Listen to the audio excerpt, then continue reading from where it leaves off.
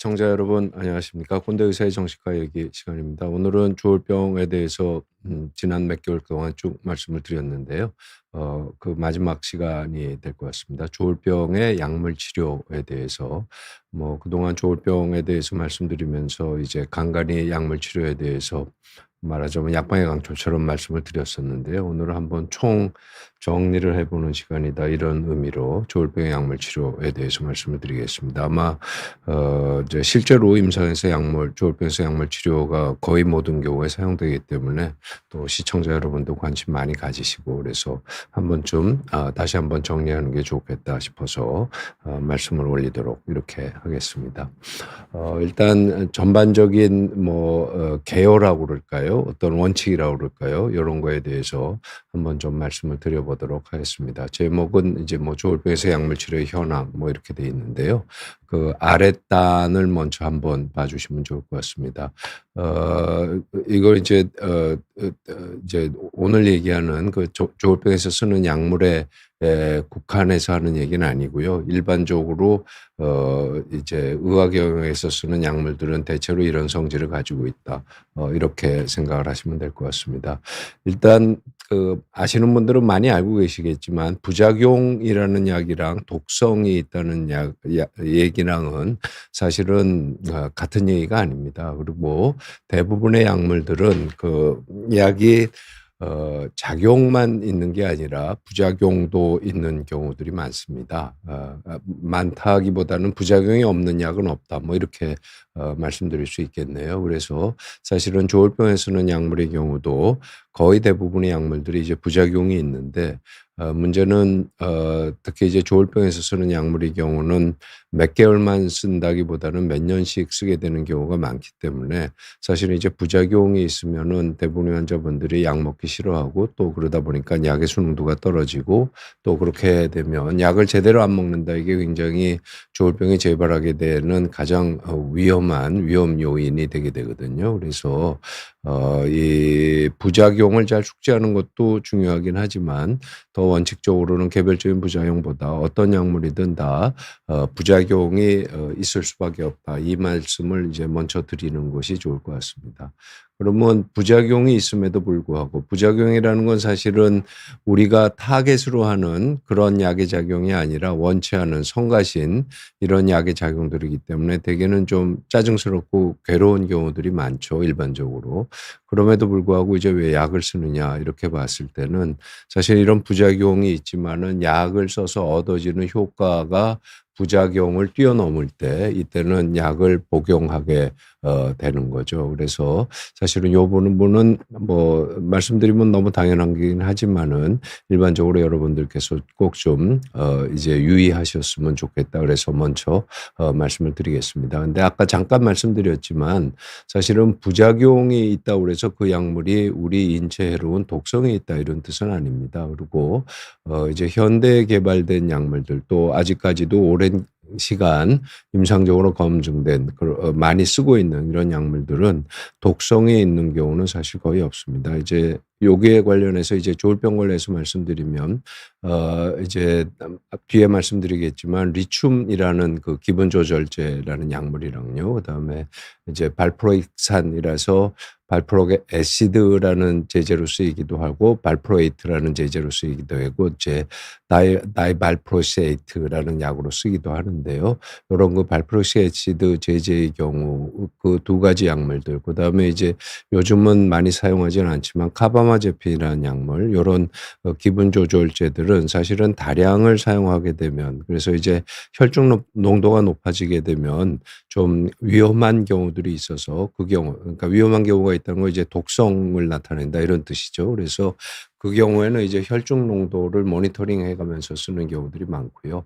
특히 이제 리튬의 경우는 이제 위험해지는 그 범위가 안전 영역의 범위랑 서로 이제 겹쳐져 있는, 그러니까 조금만 약을 과량 복용하게 되면 이제 독성이 나타나게 되는 이런 약물이기 때문에 조금 더 철저하게 혈중 농도를 모니터링해야 되는 걸로 이렇게 돼 있습니다. 근데 사실은 그런 정도의 약을 제외하고는 어떤 약물이든지 이제 우리 몸에 들어가서 대사가 되기 때문에 잠재적으로 뭐 간 독성이라든지 그다음에 신장에 안 좋은 영향을 미친다든지 이런 식의 이제 위험성은 있지만 관리가 잘 되고 잘 모니터링이 되면 특히 이제 조울병에서 쓰는 약물들의 경우는 독성 거의 없다 이렇게 말씀드릴 수 있습니다. 그래서 그냥 정리해서 간단하게 말씀드리자면 아까 말씀드린 리튬이라든지 발포릭 애시드라든지 카바마제핀을 제외하고는 이제 정기적으로 혈중 농도를 하는 이런 약물들은 없고요. 그리고 물론 이제 약을 쓰는 한도에서는 정기적으로 혈액 검사를 한다든지 혹은 약의 독성이라든지 또 부작용이 너무 심하다든지 이런 거를 체크는 해야 되겠지만 그런 정도 이상으로 조심해야 될 약물들은 아니다. 뭐 이렇게 말씀드릴 수 있고요. 그다음에 또 하나는 이제 뭐 약간 재밌는 얘기이긴 하지만 어떤 특정한 약물의 부작용은 그 약물의 효과일 때가 많습니다. 그래서 요걸 조울병과 관련해서 그냥 가장 대표적인 예를 한 가지를 드리면은요. 사실은 조울병에서 쓰는 약물들이 좀 진정 효과가 있는 약물들이 있습니다. 그거는 이제 항정신병 약물들 그러니까 도파민 기량제 약물들도 그렇고요. 그다음에 기분 조절제 약물들도 그렇습니다. 근데 이게 조증과 우울증을 보면 사실은 정반대인 경우들이 많거든요. 그러니까 조증이라는 건 괜히 흥분하고 잠잘 필요를 못 느끼고 그다음에 짜증을 많이 내고 너무 활동이 이제 과도하기 때문에 어느 정도 진정을 하게 하는 게 이제 약의 효능으로서 그러니까 약이 진정작용이 있는데 그게 어떤 경우에 있어서는 부작용이지만 조증의 경우에 있어서는 그 약물의 효과가 바라는 약의 작용일 때가 많습니다. 그렇게 이해할 수가 있는데요. 요 약물이 이제 똑같은 환자분이 조증이 가라앉은 다음에 관해 시기가 도달했다가 다시 우울증이 되면은 오히려 이제 계속 누워 있게 되고 졸립고 쉽게 피곤하고 잠이 많아지는 이런 결과를 초래하거든요. 그러면 이제 조증에서는 도움이 되는 진정작용이 우울증에서는 사실은 오히려 증상을 더 악화시키는 쪽으로 이렇게 반대로 작용하게 되는 경우들이 있죠. 그래서 사실은 작용과 부작용은 그때그때 상황에 따라서 작용이 되기도 하고 부작용이 되기도 하고 또 조울병의 경우는 뭐 쉽게 가장 흔한 예로는 조증에서 우울증으로 넘어갈 때 또는 우울증에서 조증으로 넘어갈 때 약도 계속 같은 약물이나 같은 용량을 쓰는 게 아니라 거기 맞춰서 조절을 해야 될 필요가 있다. 요런 경우가 생긴다는 이제 말씀을 좀 드리도록 이렇게 하겠습니다.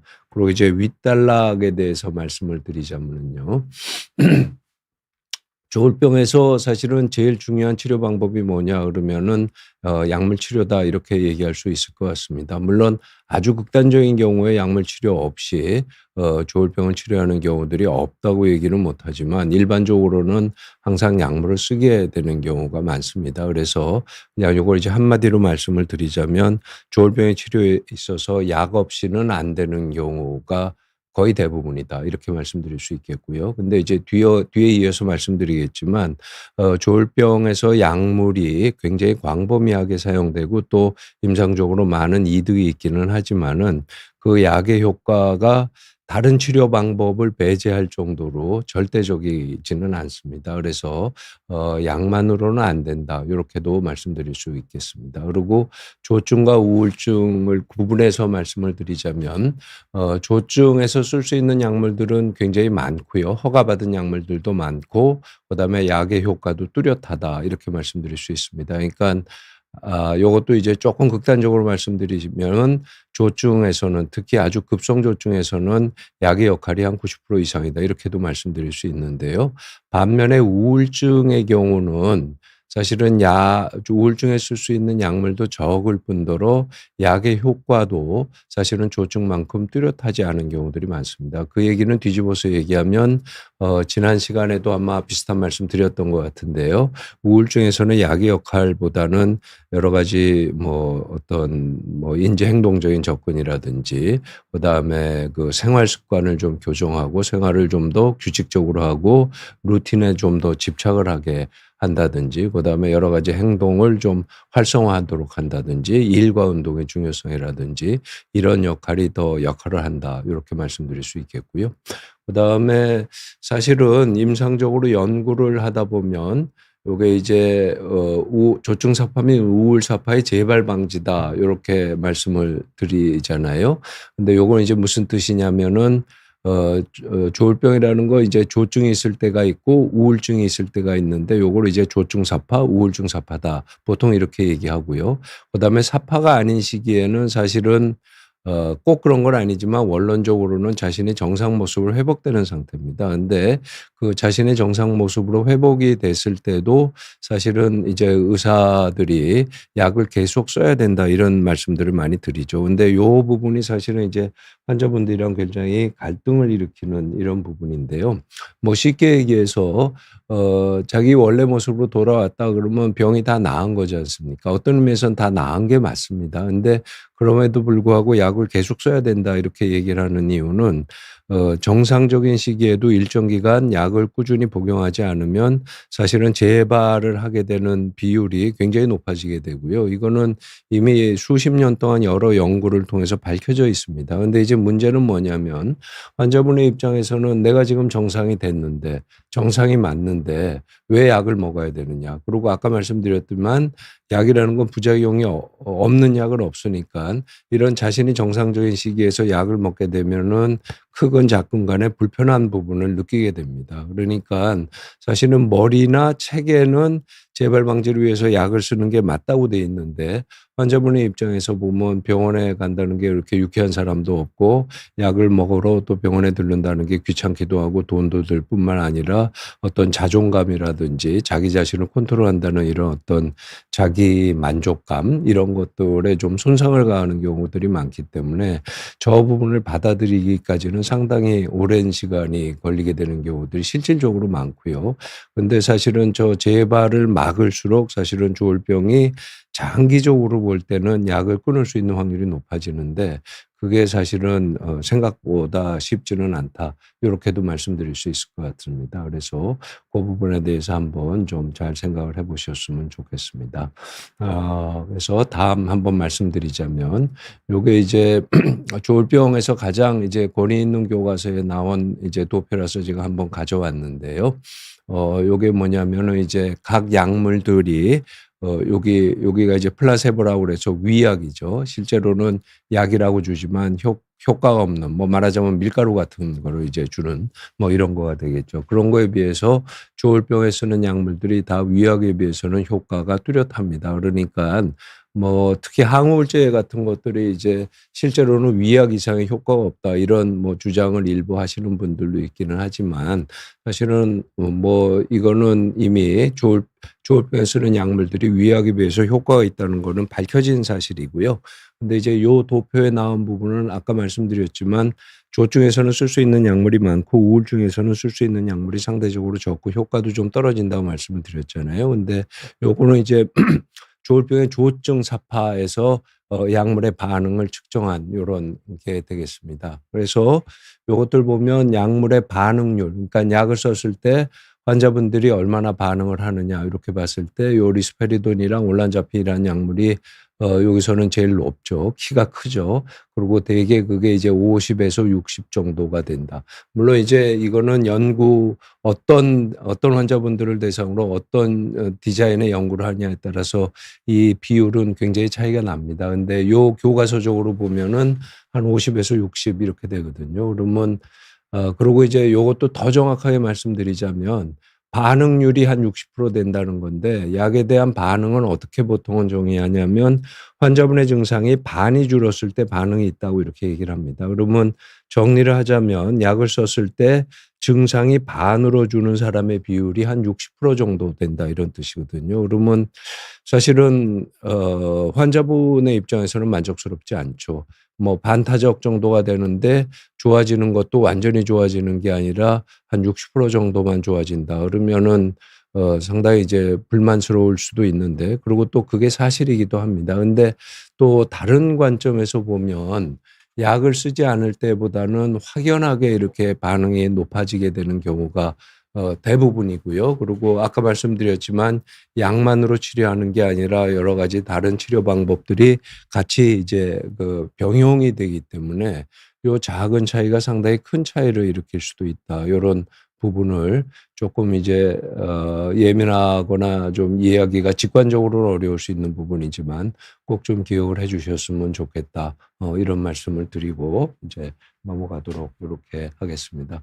그래서 여기서 한 가지만 더 덧붙여서 말씀드리자면 일반적으로 생각하는 기분 조절제보다는 뒤에 말씀드릴 그 소위 얘기하는 항정신병 약물, 항정신병 약물이다 그러면 정신병이니까 이제 조현병에 쓰는 약물 아니냐 이렇게 되는데요. 조현병에 쓰는 약물이기도 하지만 사실은 그 조현병이 아니라 조울병에도 많이 쓰고요. 근데 조울병에서 이 약물을 쓰는 이유는 이 환자분들이 조현병이기 때문에 쓴다 이런 뜻은 아니고요. 조울병이라든지 조현병의 어떤 주된 증상들이 그 나타내는 증상을 나타내는 기전들이 도파민이랑 관련이 있다 이렇게 생각하기 때문에 사실은 항정신병 약물이다 이렇게 얘기하면 조금 오해 소지가 있어서 요즘은 이제 도파민 기량제다 이런 식으로 얘기를 하는데요.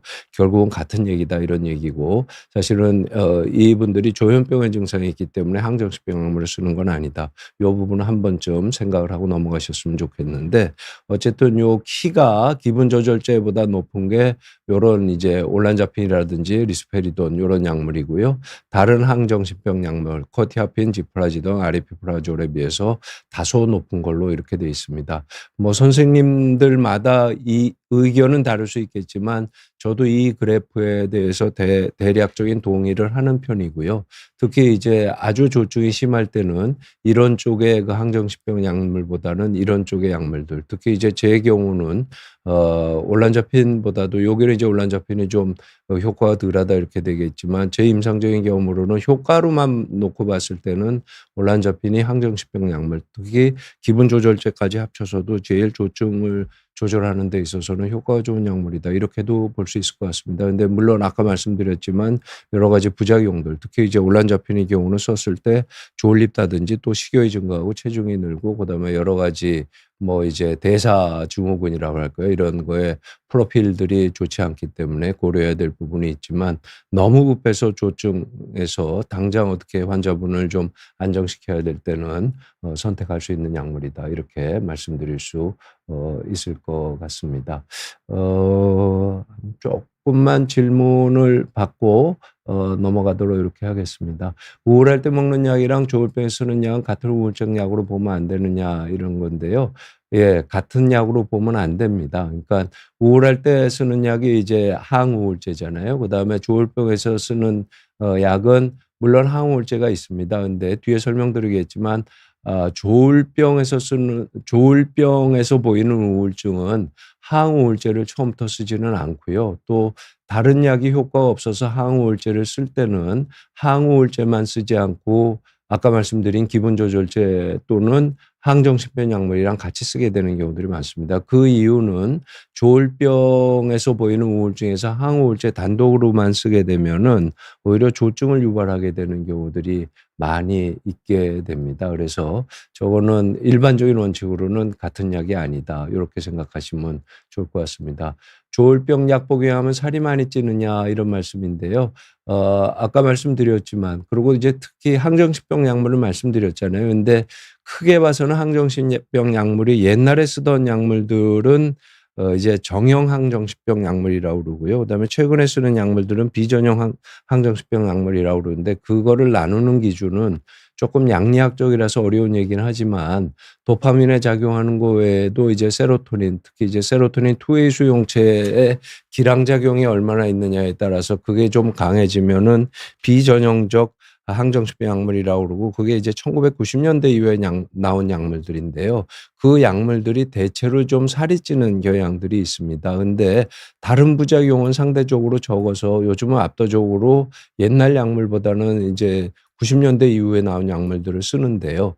그 약물들이 이제 특히 체중 문제에 있어서는 근데 일반적으로 체중이 증가하는 이유는 여러 가지 요인들이 있기는 하지만은 식욕이 증가하는 경우들이 많거든요. 그래서 그런 부분에 대해서 이제 좀 어려움이 있겠다. 그리고 방금 전에 말씀드렸지만 올란자핀은 특히 급성 조증에는 효과가 좋지만은 식욕을 증대시키는 효과가 클로자핀이랑 약이랑 함께 굉장히 높기 때문에 그런 부분에 대해서 좀 생각을 해 보시면 좋을 것 같습니다. 증상이 나아졌다고 임의로 끊으면 안 된다는 건 다시 한번 강조드리고 아까 말씀드렸지만 철저하게 맞는 얘기고요. 그다음에 술을 피하라고 하는데 일반적으로 주의를 하는 거냐 또 치료에 큰 영향을 주는 거냐 이렇게 알려달라고 그러셨는데요. 요거는 사람마다 다르다 요렇게 일단은 말씀드릴 수 있습니다. 근데 일반적으로는 술이 조울병을 치료하는 데 도움이 안 됩니다. 요거는 어 이전 전전 시간인가에도 한번 질문이 있으셔서 제가 답을 드렸던 것 같은데요.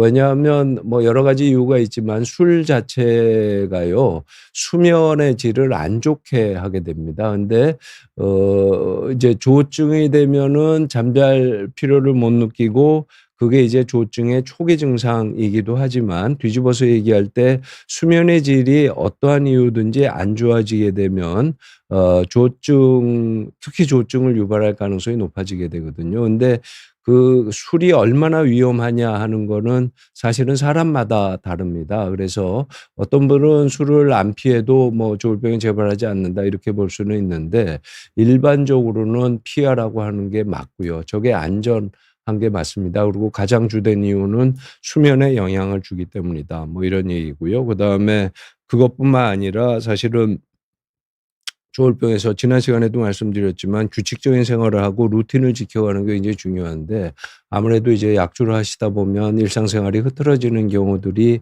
사실은 많은 경우들이 많잖아요. 그래서 특히 이제 조울병 치료하는 초창기에는 모든 게 안전하게 가야 되기 때문에 술을 피하라 이렇게 말씀드릴 수 있을 것 같습니다. 강 박사님은 오늘 뭐 이슈는 아닙니다. 뭐 완치가 어렵냐 이런 말씀인데요. 어떤 분들은 쉽지만 어려운 경우들도 꽤 있습니다. 그래서 저것도 케이스 바이 케이스다. 이렇게 말씀드릴 수 있을 것 같습니다. 위에 보이는 거를 한번 보면은 불안장애 진단을 받아서 이분은 이제 불안장애, 그다음에 공황발작, 우울 증상 이렇게 되는데요. 무기력 우울증이 다른 약이 있을까 했는데요.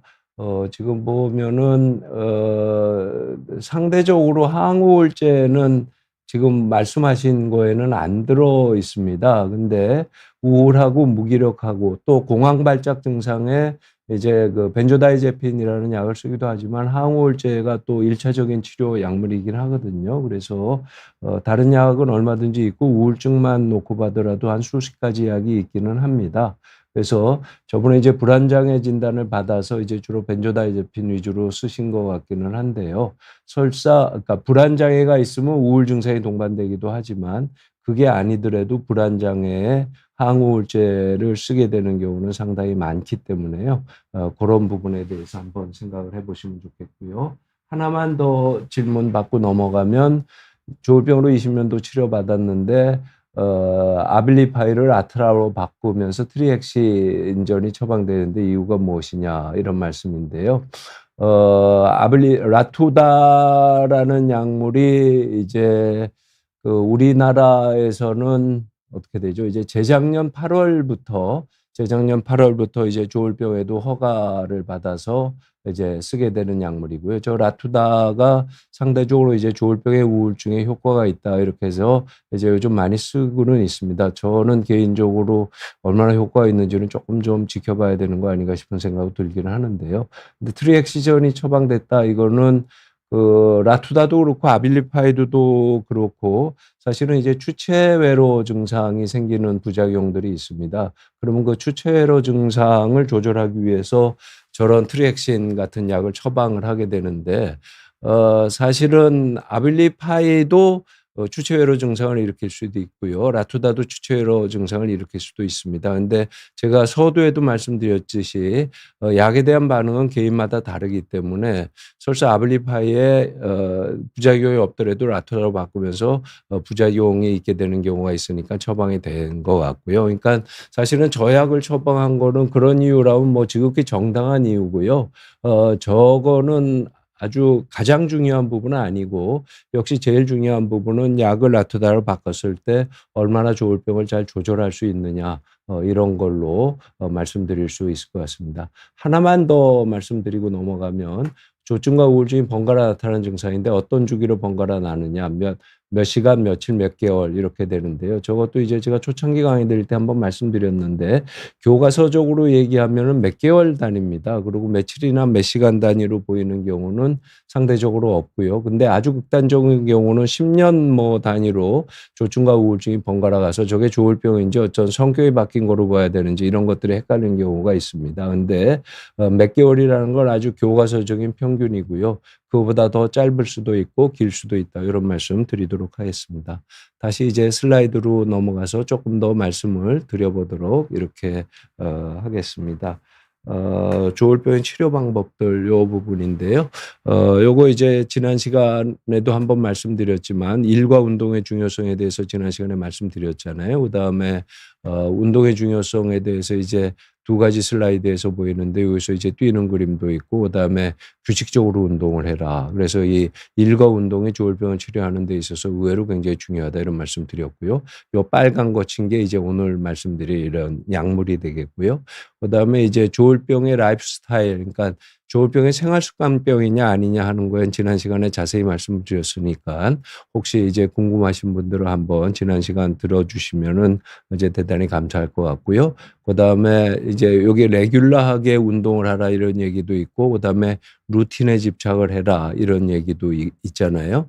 그래서 이게 루틴을 잘 갖추는 게 굉장히 중요하다 이런 말씀드렸고 아까 술이 안 좋은 이유가 루틴을 갖춘 거를 못 갖추게 하고 갖춘 루틴을 깨게 하게 되는 경우가 많다. 이렇게 말씀을 드렸는데 이게 사실은 특히 현대에 와서 굉장히 중요하다고 생각을 합니다. 그래서 약이 안 되는 부분들을 이런 부분이 이제 뒷받침해 줄 수도 있고요. 또 이런 부분이 뒷받침이 됐을 때 약에 대한 효과가 더 이제 확실해진다. 이런 말씀을 드릴 수 있기 때문에 아까 이제 말씀드렸지만 조울병에서 약물 치료가 굉장히 중요한 부분이지만 약 갖고만도 안 된다. 이런 말씀을 이제 드려보도록 하겠습니다. 그래서 이것도 이제 일반적인 원칙에 대해서 약물 치료에 있어서 고려해야 될 부분들에 대해서 말씀을 드려보도록 이렇게 하겠습니다.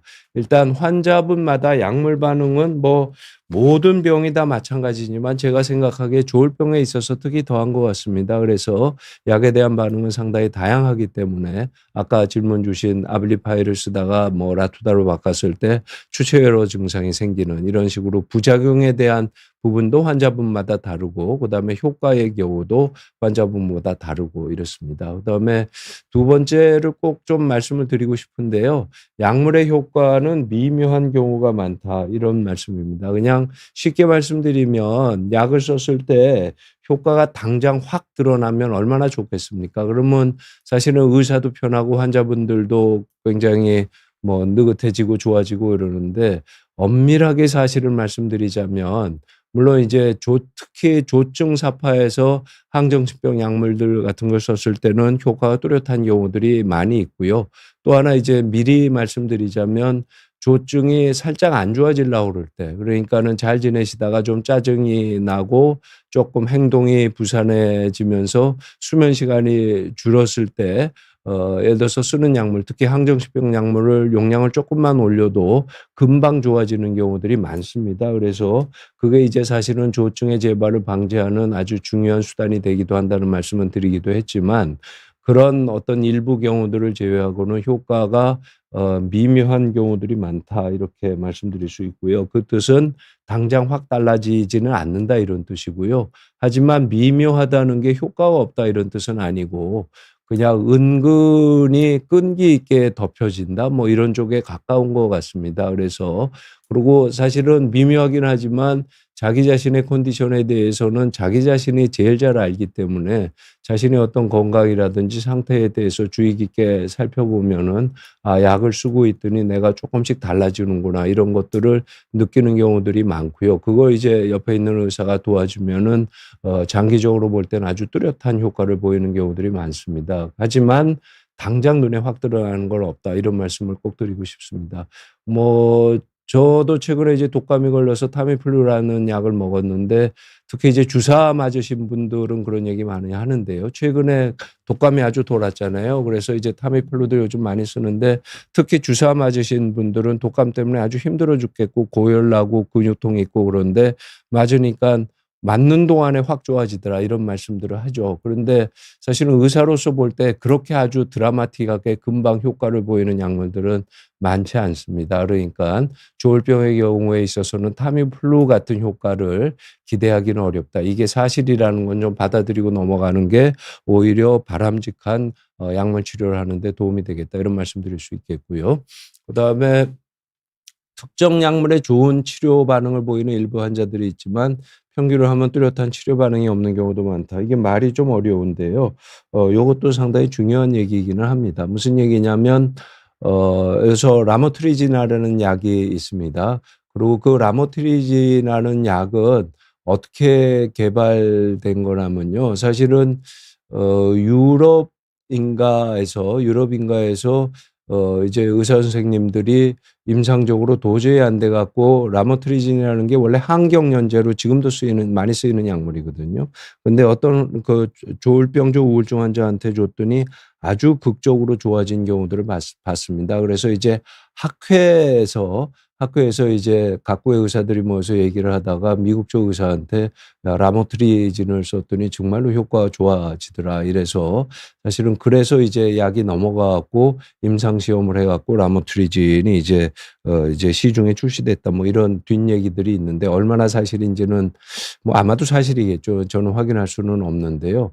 그러니까 무슨 얘기냐면 라모트리진이 일부 환자들한테는 아주 드라마틱한 효과를 보였습니다. 근데 실제로 발매를 돼서 보니까 라모트리진이 그 조울병의 우울증에 효과가 있는 경우들이 많지만 모든 환자분들이 효과가 있는 건 아닙니다. 그래서 예를 들어서 100명의 조울병 환자들이 있다면 한 10명 정도의 환자분들이 효과가 있다 이렇게 보면 그리고 10점의 효과가 있다 이렇게 하면은 사실은 10분한테 10점의 효과가 있으면 전체적으로 100점이 좋아진 거잖아요. 근데 그 100명으로 치면은 1점밖에 안 좋아진 게 되죠. 그러니까 이게 이제 그 전체와 개별적인 환자를 볼 때 항상 생기는 문제인데요. 그러니까 어떤 분들의 경우에 있어서는 야 기적이 나왔다 생각할 정도로 좋은 치료 반응을 보이지만 전체적으로 평균을 하면 뚜렷한 치료 반응을 보이지 않는 경우들이 많습니다. 이게 뭐 거의 모든 의학 영역에서 부분적으로 있는 거지만 특히 조울병에 그런 것 같아서 제가 한번 꼭 말씀을 드리고 넘어가도록 이렇게 하겠습니다. 그래서 이 얘기는 무슨 얘기냐면 환자분한테 맞는 약을 찾을 때까지는 이 약도 써보고 저 약도 써보는 이런 시행착오가 사실은 있어야 되는 경우들이 있고요. 그러다 보면 시간이 걸리는 경우들이 많다. 이렇게 말씀드릴 수 있습니다. 그러니까 환자분들께는 죄송한 얘기지만 뭐 의학이나 의사들이 더 실력이 있어서 이런 시행착오 없이 또 짧은 시간 안에 본인한테 맞는 약을 찾으면 좋겠지만 현실적으로 조울병이 가지는 여러 가지 특징 때문에 어려운 부분이 있다. 이런 말씀도 같이 드리도록 이렇게 하겠습니다. 그다음에 요 얘기요.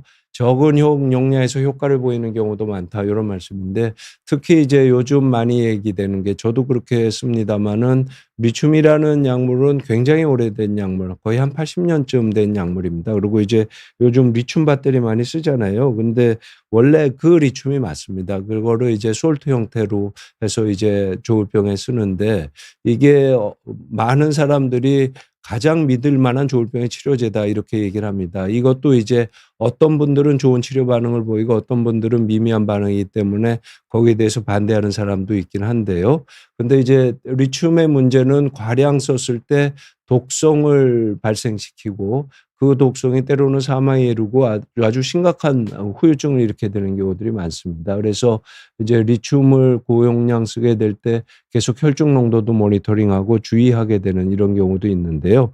부분적으로는 그런 이유도 있지만 그래서 독성을 일으키지 않는 용도 그리고 옛날로 치면 어떤 임상적인 용량에 도달하지 않은 그런 저용량으로 리튬을 쓰는 이런 치료들을 많이 하는데 오히려 이런 뭐 예를 들어서 리튬 300ml짜리를 한 알 또는 두 알 먹어도 이제 효과를 보는 경우들이 있습니다. 그래서 적은 용량에서 효과를 보이는 경우도 많다. 이런 말씀드릴 수 있겠습니다. 이거는 이제 앞에 나온 요거랑도 맞물리는 문제인데요.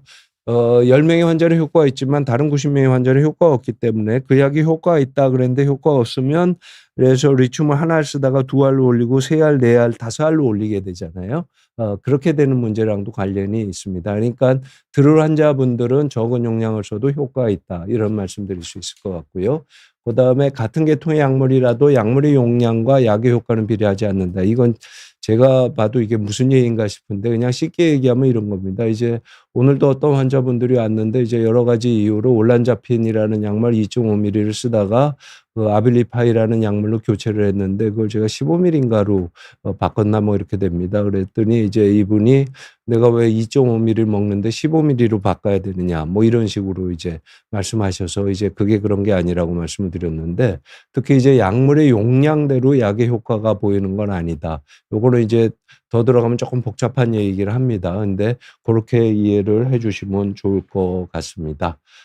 그러고 그래서 이제 조울병에서 사용하는 약물들을 큰 의미에서 분류를 하자면 다음 4가지 정도로 이해하시면 쉬울 것 같습니다. 첫째는 기분조절제라고 하는 약물인데요. 첫째는 이제 리튬이라는 약물이 있고요. 그다음에 두 번째 많이 쓰는 약물이 발포레이트라는 약물, 그다음에 세 번째가 아마 라모트리지라는 약물, 그다음에 옛날에 많이 썼는데 여러 가지 좀 불편한 부작용 또는 독성 때문에 잘 안 쓰는 약물이 카바마제핀이라는 약물. 그 외에도 다른 기분 조절제들이 있지만 일반적으로 그 4가지 약물들을 많이 씁니다. 특히 리튬의 경우는 작용 기전을 잘 모르고요. 물론 이제 리튬이 작용하는 부위는 수용체보다 더 안으로 들어가고 이제 세포내 신호 전달 체계라고 그러는데요. 거기 이제 관여하는 여러 가지 요소에 작용한다는 건 알려져 있는데 어디에 작용하는 게 약물의 작용 기전이냐 하는 것에 대해서는 모르고요. 그다음에 항경련제라는 게 이제 신경 활성도를 좀 낮춰주는 일반적인 효과가 있기는 하지만 그게 왜 조울병에 효과가 있는지는 모르게 됩니다. 근데 경험적으로 효과가 있기 때문에 많이 쓰는 약물들이 되겠고요. 그다음에 도파민 기량제가 아까 말씀드렸지만 항정신병 약물의 다름이라고 말씀을 드렸잖아요. 그리고 특히 최근에는 특히 조증에는 이 항정신병 약물들을 조울병에서 어떤 의미에서는 기분조절제보다도 많이 쓴다 이런 말씀 드렸는데 이거는 그냥 단 한 가지 작용 기전만 들어라 그러면은 이것도 완전히 밝혀진 건 아니지만 도파민의 활동을 감소하는 걸로 이렇게 돼 있습니다. 근데 이제 항우울제의 경우는 뭐냐면 도파민이라든지 노르에피네프린이라든지 세로토닌의 활동을 증가시키는 걸로 뭐 이렇게 돼 있죠. 그래서 쉽게 얘기하자면 우울할 때는 이거를 늘려줘야 되고요. 그다음에 조증일 때는 이거를 떨어뜨려야 되는 게 맞습니다. 그러니까 도파민 기량제가 조증에서 효과가 있다. 이건 직관적으로 이해할 수 있는데 도파민 기량제가 어떻게 조울병의 우울증에서 효과가 있느냐. 이거는 아직도 좀 숙제이기는 합니다. 그런데 이런 말씀드리는 이유는 대부분의 항정신병 약물들이 조증에는 효과가 있지만 그중에 일부 항정신병 약물 그게 이제 뒤에 말씀드릴 코티아핀이라든지 그다음에 아까 얘기한 라투다라든지 뭐 이런 약물들이요. 이런 약물들은 또 항우울 효과가 있다고 이제 FDA 승인을 받아서 쓰고도 있거든요. 그래서 여기서 이제 조금 미묘하거나 아직도 좀 밝혀지지 않은 부분이 있다 이런 말씀 드릴 수 있겠고요. 그다음에 조울병이라는 게 사실은 불안이랑은 기본적으로 관계가 없지만 기분 기복이 있고 그것 때문에 여러 가지 생활하는 데 어려움이 있고 대인관계에 마찰이 생기고 이렇게 또 본인도 심적으로 괴롭고 이렇기 때문에 항불안제를 쓰게 되는 경우가 많고요. 특히 이 항불안제를 쓰게 되면 조울병 자체가 어느 정도 안정하는 효과가 있습니다. 그래서 크게 봐서는 이 4가지 약물을 쓰는 거다 이렇게 말씀드릴 수 있을 것 같습니다. 요거랑 관련해서 이제 제니님 질문이 스프라바토라는 약물은 어떻게 생각하시냐 이런 얘기인데요. 이건 제가 기회 될 때마다 말씀드렸는데 제가 생각하기엔 중요한 부분에서 다시 한번 말씀드리겠습니다. 저 스프라바토라는 약물은 케타민이라고 예를 들어서 프로포폴이랑 같이 이제 수면 마취제로 쓰이는 정맥 주사하는 그런 약물입니다. 그리고 이제 일부 통증 클리닉에서 쓰기도 하고요. 근데 저 스프라바토라는 약물은 저 케타민 중에서 이성질체가 1대 3의 비율로 있는데 그 일에 해당되는 이성질 일체만 모아 갖고 그다음에 이제 코의 점막을 통해서 흡수하게 되는 이런 약물입니다. 근데 저게 이제 우울증에서 자살 사고 있는 분들한테 효과가 있다는 연구 결과가 밝혀져서 이제 요즘들 많이 쓰고는 있는데요. 기본적으로 저 케타민이라는 약물이 그 환각을 일으키는 약물이고요.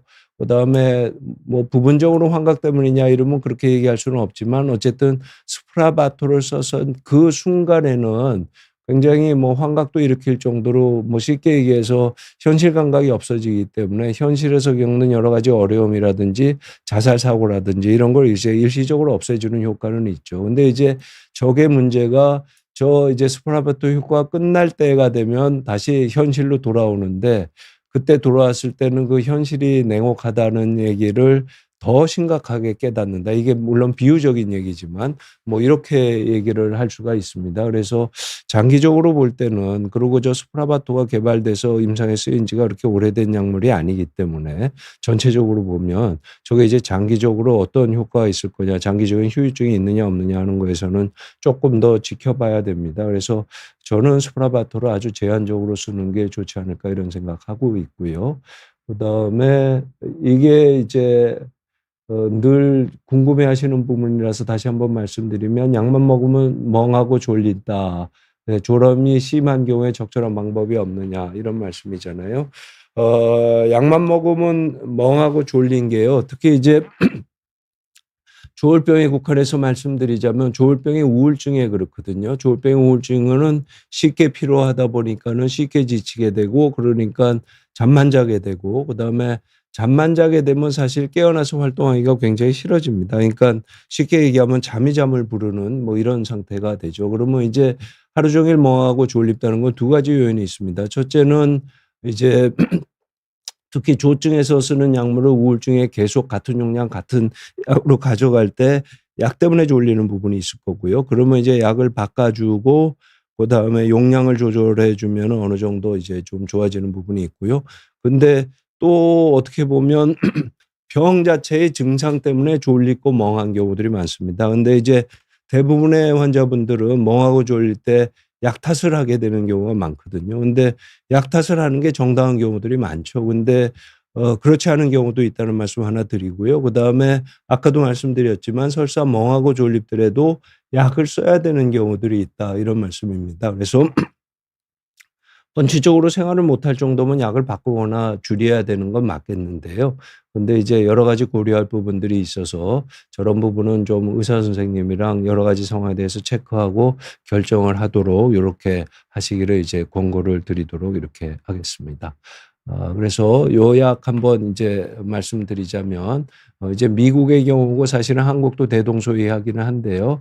요거는 이제 조증 사파에서 쓰는 약물, 요거는 우울증 사파에서 쓰는 약물 뭐 요렇게 됩니다. 그래서 "조증에서 쓰는 약들은 굉장히 많다. 효과가 좋은 약물들이 많다." 이렇게 말씀드릴 수 있겠는데 이제 우울 사파에서 쓸 수 있는 약물은 요거는 이제 세 가지 이렇게 얘기하고 있습니다. 근데 올란자핀 플로세틴 콤비네이션은 뭐냐면 올란자핀에다가 이제 프로작이라고 얘기하는 항우울제를 콤비네이션해서 쓰는 약물인데요. 근데 사실은 이때 우울증의 효과는 제가 보기에는 플로세틴 때문입니다. 그러니까 올란자핀이 직접적인 항우울 효과는 사실은 없다고 생각이 되고요. 근데 사실은 이 콤비네이션은 사실은 어쩔 수 없이 항우울제를 쓸 때는 플로세틴뿐만 아니라 다른 SSRI, 뭐 SNRI 또는 도파민 뭐 증강제 이런 것들이 다 항정신병 약물을 같이 쓰게 되니까 이거는 뭔가 새롭다고 볼 수 있는 약물은 아니고요. 그다음에 코티아핀 경우는 이제 오래전부터 조울병의 우울증에 허가를 받은 건 맞는데요. 코티아핀도 사실은 좀 굉장히 진정작용이 있고 졸린 약입니다. 근데 아까 말씀드렸지만 어떤 혼재성 사파나 혼재성 상태가 아니라 순수하게 우울증만 있는 경우는 사실은 우울한 기분보다는 졸립다든지 기운이 없는 경우들이 많거든요. 그때 이제 졸린 약을 쓰는 게 타당하느냐 이런 조금 중요한 문제가 있고요. 그다음에 루라지돈이 아까 질문 주신 분 그 상품명이 라투다라는 약물인데 이 약은 이제 특이하게도 이 유지 치료기 그러니까 조증이나 우울증 사파가 없을 때 약을 계속 써서 조증이나 우울증으로 재발하지 않도록 쓰는 약물에는 오히려 허가를 못 받았는데 이런 급성 우울증에 있는 데는 허가를 받은 이런 약물입니다. 근데 이제 우리나라에는 재작년 8월 그러니까 지금부터 쓰기 시작한 지 한 1년 6개월 정도가 됐죠. 그래서 얼마나 효과가 있을 거냐 하는 부분은 조금 이제 지켜봐야 될 부분이고요.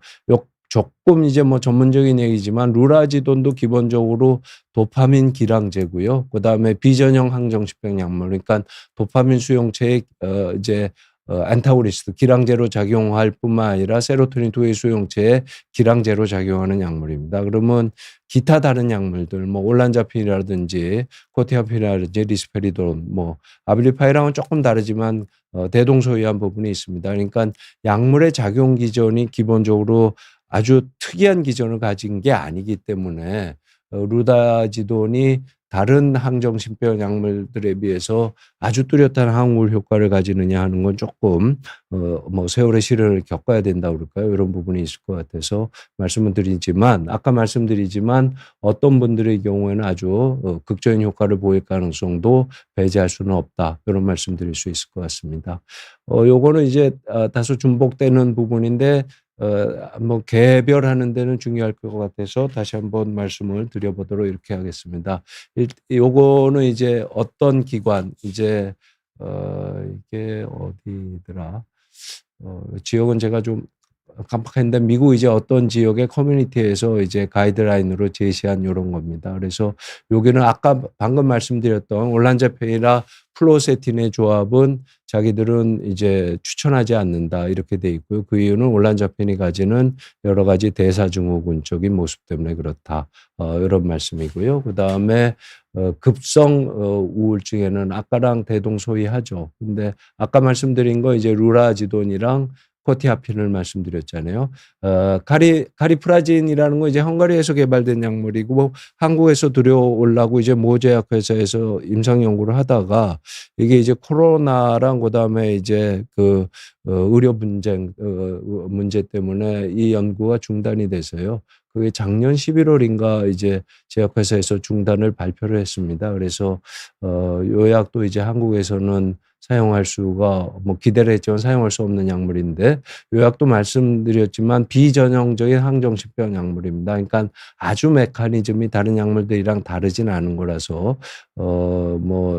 하여튼 조금 더 지켜봐야 되지 않느냐 이런 말씀이고요. 그다음에 리튬이나 라모트리진은 아까 말씀드린 이제 기분 조절제로서 굉장히 광범위하게 쓰이는 약물인데 임상적으로 FDA에서 승인받은 이런 약은 아니기는 합니다. 근데 그럼에도 불구하고 임상적으로 경험적으로 리튬이나 라모트리진의 경우는 조울병의 우울증에서 쓸 수 있는 약물이다. 이건 뭐 저도 동의를 하고요.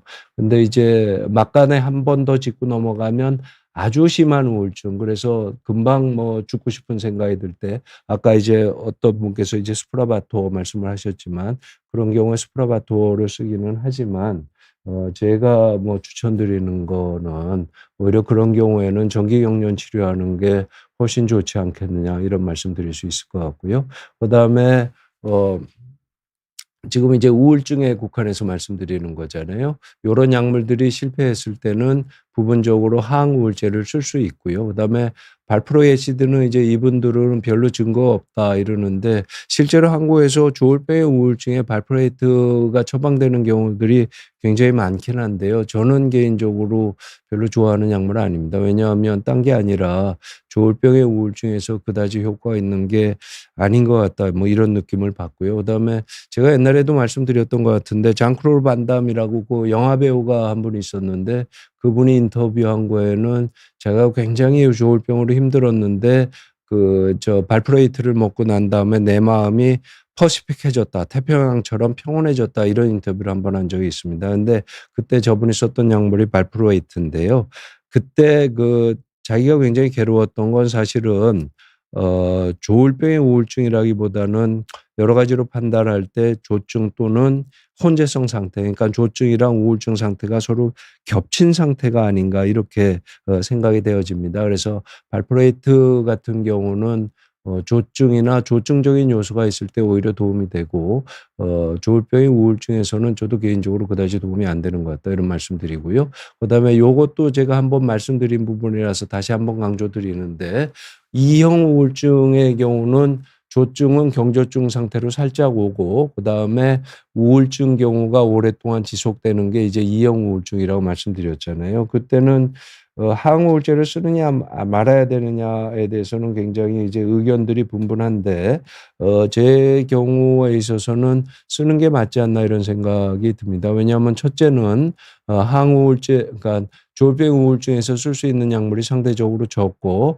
그래서 뭐 계속 말씀을 드리지만 아까 말씀드린 어떤 생활 습관을 교정한다든지 할 수만 있다면 일과 운동에 좀 더 전념을 한다든지 그다음에 루틴에 뭐 이렇게 잘 지키도록 한다든지 이런 비약물적인 치료를 병행을 해야 되는데 그 비약물적인 치료가 병행되기 위해서도 어느 정도는 환자분들이 호전될 필요가 있거든요. 그리고 항우울제를 써도 들떠도 워낙이 조울병 이용이라는 게 들뜨는 게 조증에 해당될 정도로 가는 게 아니라 이제 경조증 정도에 도달하니깐요. 그러니까는 써볼 수 있는 거 아니냐. 저는 개인적으로 그런 생각 갖고 있고요. 뭐 물론 저랑 뜻을 같이 하는 의사 선생님들 계시고 아닌 선생님들도 계시기는 합니다. 그다음에 우울증인데 요런 혼재성 모습이라든지 아주 급속순환형의 경우는 항우울제 쓰는 거 좀 조심해야 된다. 이 말씀 맞고요.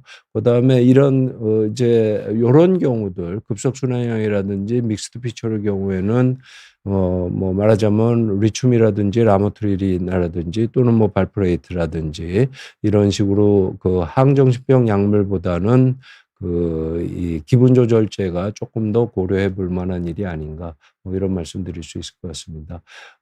질문 많이 주시는 부분인데요. 임신 준비하는 동안에는 약을 끊어야 되느냐 이런 말씀인데요. 그거는 이제 케이스 바이 케이스이긴 합니다. 뭐 원래 원칙은 약을 줄일 수 있으면 줄이고 끊을 수 있으면 끊는다. 이게 뭐 임신 준비하는 데서 원칙이긴 하는데요. 또 약을 끊거나 줄여 갖고 증상이 재발하게 되는 경우 근데 임신이라는 게 굉장히 이제 축복받을 일이기는 하지만 한편으로는 여러 가지 스트레스가 많은 거고 스트레스가 많으면 조울병이 재발할 가능성이 높아지는 것도 사실이잖아요. 그래서 이제 장점과 단점을 비교해서 경우에 따라서는 임신을 준비하는 동안 또는 임신 중에도 약을 쓰게 되는 경우들이 많고요. 저거는 이제 약에 대해서 임신에 얼마나 위험하느냐가 이미 클래스가 다 정해져 있습니다. 그래서 경우에 따라서는 약을 쓰면서 임신을 하고 또는 임신을 지속하고 또는 경우에 따라서는 아주 일정 기간 약을 안 쓰다가 안정한 시기에 도달하면 약을 쓰는 뭐 이런 거가 되니까요. 무조건 약을 끊어야 된다. 이거는 아니다. 이런 말씀드릴 수 있겠고요. 그다음에 영양제 꾸준히 섭취하고 식단을 잘 관리하는 게 도움이 많이 되는 질환이냐 이런 말씀인데요. 사실은 아까 생활 습관이고 그다음에 사회적 리듬을 잘 갖춰야 된다 이러는데 사회적인 리듬 그다음에 사회적 리듬이 그러니까 사회 리듬 치료에서 기본적으로 전제를 하는 게 사회적 리듬이 잘 이루어지려면 생리적인 리듬도 잘 갖춰져야 된다는 뜻이고요. 생리적 리듬 중에서 제일 중요한 게 식단이랑 그다음에 수면이 되겠습니다. 그래서 영양을 꾸준히 섭취하고 식단을 잘 관리하는 게 굉장히 일반적이고 그냥 별거 아닌 것 같지만 조울병을 관리하는 데 있어서 굉장히 중요하고요. 또 뒤집어서 얘기하면 조울병 있으신 분들이 식단 관리라든지 규칙적인 생활을 안 하거나 못 하게 되는 경우들이 꽤 있습니다. 그래서 그런 부분에 대해서 한번 염두에 두시는 게 좋겠다 이런 말씀 드리도록 하겠습니다. 다시 슬라이드로 넘어가 보도록 이렇게 하겠습니다. 요거는 이제 조울병의 우울증에서 이제 허가받은 약물들인데 예를 들어서 이제 쿼티아핀이 2008년부터 해서 FDA 기준으로 이제 2021년까지 이런 약들이 나와 있고요. 근데 이제 한국에서는 카리프라진이 이제 임상 연구가 중단됐고 요 약 안 들어와 있고 그러니까 루라지돈이랑 쿼티아핀 루라지도는 이제 미국 승인은 2014년이고 그다음에 코티아핀이 미국 승인은 2008년이고 그다음에 OFC는 아까 말씀드렸고 요 약은 안 나오고 뭐 요런 정도다 이렇게 말씀드리고요. 허가받지 않은 약물이라도 아까 말씀드렸다시피 라모트리지라든지 리튬 같은 경우는 우울증에서 많이 쓴다. 요런 말씀드릴 수 있을 것 같습니다. 그래서 리튬이랑 라모트리진이 상대적으로 제가 말씀드릴 기회가 적었기 때문에 한번 그냥 간략하게 말씀드리도록 하겠습니다. 어떤 분들은 가장 신뢰할 수 있는 조울병 치료제다 이렇게 말씀들 하시고요. 조증사파, 우울사파 예방에 도움이 된다 이렇고요. 그다음에 리튬이 많이 과량 복용하게 되면 그러니까 절대로 그러면 안 되지만 이게 뭐 자살할 목적으로 리튬을 과량 복용하게 되는 경우들이 드물지만 있습니다. 하지만 역설적이게도 리튬 자체는 자살 사고를 감소시킨다는 게 거의 확립된 얘기가 되겠고요. 그래서 가장 신뢰할 수 있는 조울병 치료제지만 어떤 면에서 가장 신뢰할 수 있는 기분 조절제고 저용량 리튬도 도움이 될 때가 많은데 역시 말씀드리지만 어떤 분들은 리튬의 어떤 득을 많이 보시고요. 어떤 분들은 써봐야 뭐 불편하기만 하고 그다지 도움이 안 된다 이렇게 생각하실 수도 있고요. 그다음에 라모트리진 경우도 사실은 이제 임상 연구의 증거로는 급성 조증 사파라든지 급성 조울병적 우울 사파에는 증명된 효과가 없습니다. 근데 아까 이제 하버드 가이드라인에서는 급성 조울병적 우울 사파에 쓰는 거를 추천한다 이렇게 돼 있고 저도 사실은 뭐 추천하고는 있습니다. 그리고 하지만 이제 정상인 상태에서 조증이나 우울증으로 재발하는 거에는 도움이 되고 이거는 임상적인 증거가 있고요. 근데 이제 제가 개인적인 경험으로 볼 때는 급성순양형이라든지 조울병 2형이라든지 혼재 상태라든지 그게 조울병이든 아니든 기분 기복이 있을 때 효과적인 약물인 것 같다. 이런 말씀을 드릴 수 있을 것 같습니다. 그래서 상대적으로 리튬이나 라모트리진이 특히 조울병의 우울증에 있어서는 한번 고려해 볼 수 있는 약물이다. 이렇게 말씀드릴 수 있겠습니다. 아까 어떤 분께서 이제 일반적인 우울증에서의 항우울제랑 조울병에서 쓰는 항우울제가 같은 약물이냐 다른 약물이냐 이런 질문 주셔서 부분적으로는 대답을 드렸는데요.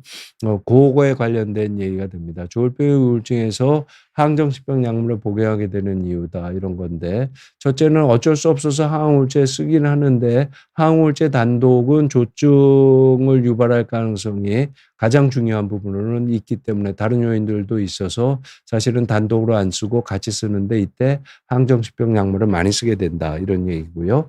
그다음에 조울병의 경우도 특히 뭐 조증에서도 그렇지만 우울증에서도 뭐 환청이라든지 망상 같은 정신병적 증상이 동반될 때가 있습니다. 이 경우가 조현병이라는 뜻은 아니지만 이 경우에도 이제 그 항정신병 약물을 쓰게 되죠. 왜냐하면 정신병적 증상이 있으니까요. 그다음에 혼재성 상태라든지 임상적으로 뚜렷하지 않은 조증 증상들이 있을 때 이때도 이제 항정신병 약물을 부분적으로 쓰게 되고요. 그다음에 조증 사파의 재발 방지는 사실은 이제 우울증에서 우울증을 치료하기 위해서 약을 쓰기도 하지만 다른 한편으로는 조증으로 이제 처해지게 될 가능성이 있잖아요. 그래서 요거를 막기 위해서도 이제 약을 쓴다 이렇게 말씀드릴 수 있겠고요. 요것도 제가 뭐 간간히 말씀드리기는 했는데 조울병과 조울병이 진단의 경계가 있는 경우들이 꽤 있습니다. 이 경우에 있어서는 또 항우울제를 쓰게 된다. 이런 말씀을 드리도록 하겠습니다. 이제 시간도 다 갔고 마지막 슬라이드가 될 것 같습니다. 조울병 우울증에서 항우울제를 어떻게 보느냐 하는 얘기인데 제가 말씀드리고 싶은 부분은 현실적으로 사용해야 될 때가 있다 이런 얘기인데 그때는 아까도 방금 말씀드렸지만 항정신병 약물이라든지 기분조절제랑 같이 써야 된다 이런 말씀드리겠고요. 그다음에 조울병 2형에서는 아까 말씀드렸지만 조증으로 이제 유발이 되더라도 심해지는 경우는 상대적으로 적기 때문에 조금 더 뭐 어폐가 있지만 안전하다 이렇게 볼 수 있고요. 하지만 이거는 이제 의사 선생님들마다 좀 다른 의견이 있고 심지어는 유럽과 미국이 다른 의견이다. 뭐 이렇게 말씀드릴 수가 있습니다. 또 뒤집어서 얘기하면 우울증인 줄 알아서 항우울제를 썼는데 조울병 증상이 있다면 그 환자분은 숨겨진 조울병이 아닌가 이런 부분에 대해서도 한번 생각을 해야 될 필요가 있다 이런 말씀드릴 수 있을 것 같습니다. 가능하면 오늘 뭐 마지막 시간에서 질문에 대해서 다 답변을 드리려고 그랬는데 부분적으로는 조금 말씀 못 드린 부분이 있는데요. 제가 한번 댓글 챙겨보고 기회가 될 때 말씀드리도록 하겠고요. 여러분들 늦은 시간까지 경청해 주셔서 대단히 감사드립니다. 여러분 안녕히 계십시오.